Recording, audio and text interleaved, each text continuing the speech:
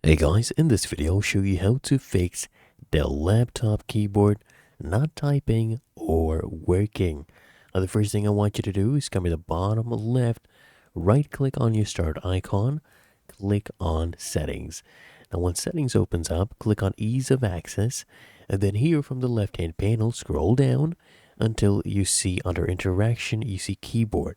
Click on it and then make sure that filter keys is off. Okay, usually if you just toggle this one off, it fixes the issue.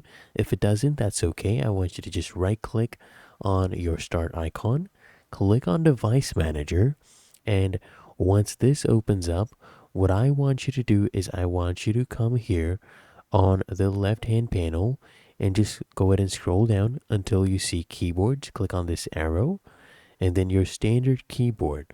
I want you to right click on it, click on uninstall device, and then I want you to click on uninstall again. And after it's uninstalled, don't worry, you just restart your computer. Just come here, click on the start icon, and then just restart your computer, and the drivers will be installed again. Your keyboard should be working. Really that easy. Found this helpful? Make sure you smash the like button and subscribe to App Mentor.